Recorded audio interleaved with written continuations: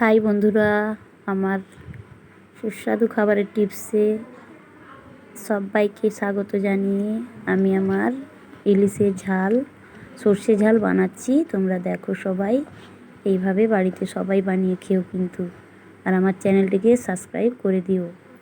এখানে আমি 3টে ইলিশ নিয়েছি। যেহেতু সর্ষে ঝাল হবে তাই আমি এখানে সর্ষে নিয়েছি, আন্দাজ মতো সর্ষে নিয়েছি। আর এখানে আমার পেঁয়াজ কুচি লাগছে, কাঁচা লঙ্কা লাগছে এবং স্বাদ মতো নুন, আন্দাজ মতো হলুদ আমি নিয়ে নিয়েছি। এখানে দেখো সবাই, এখানে সাদা তেল ব্যবহার আমি করব না, তবু নিয়েছি, থাক এক সাইডেই রেখে দিচ্ছি। আমি সর্ষের তেলটাই অ্যাড করব।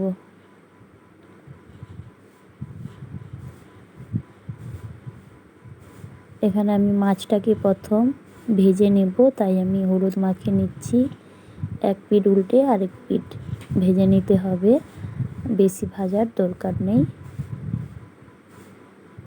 মাছগুলো ভাজা ভাজা হোক, ততক্ষণ এখানে আমি মশলাটা রেডি করব। তাই এখানে মিক্সিতে বাটিনি, বাটায় বেটে নিচ্ছি। দেখো, সব মশলা একসাথে বাটায় বেটে নিচ্ছি।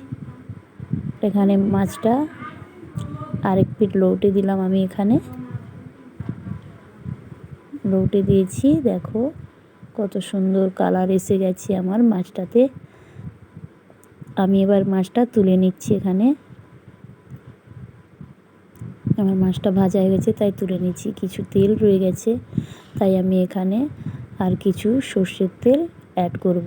1-1.5 চামচ দিলেই চলবে। আমি আন্দাজ মতো এখানে আন্দাজে 1-1.5 চামচ দিয়ে দিলাম। আর আমার বাটা মশলা রয়ে গেছে, সেই বাটা মশলাটাই দিয়ে দিচ্ছি। দেখো, আমার নাড়া ভালো করে হয়ে গেলে মশলাটা ভালো করে ভেজে নিতে হবে।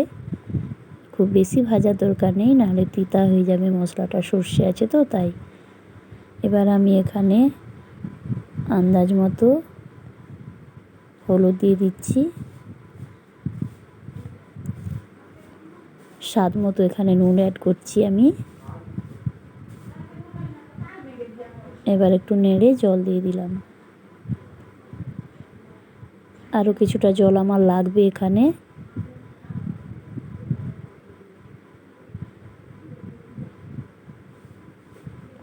জল দিয়ে দিলাম আমি এখানে 1 বাটির মতো জল দিয়ে দিলাম, কারণ মাছটা এর মধ্যে ফুটবে, তাই মাছটা আমি এই ঝোলের মধ্যেই দিয়ে দিচ্ছি।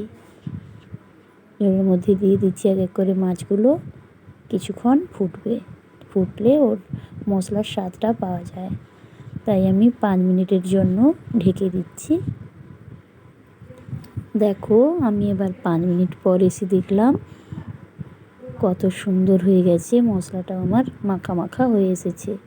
মাখা মাখা মশলাটা থাকবে, খুব সুন্দর লাগবে খেতে। দেখেছ কত সুন্দর হয়ে গেছে। আর একটু ফুটবে এটা। এবার আমি এখানে কিছু কাঁচা সরষের তেল 1.5 চামচও দিয়ে দিচ্ছি। দিলে ইলিশের সর্ষে ঝালের স্বাদটা ঝাঁঝালো লাগে, তাই ভালো লাগবে। তাই জন্য আমি এখানে কাঁচা সরষের তেল আমি এখানে অ্যাড করে দিচ্ছি।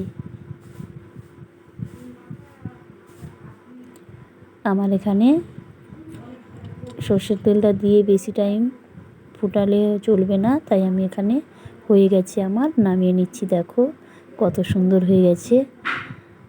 সবাই আমার এতক্ষণ ভিডিওটা দেখার জন্য সকলকে অসংখ্য ধন্যবাদ, এবং আমার চ্যানেলটিকে সাবস্ক্রাইব করে দিবে। আর তোমরাও এইভাবে বাড়িতে বানিয়ে খেতে পারো ইলিশের সর্ষে ঝাল।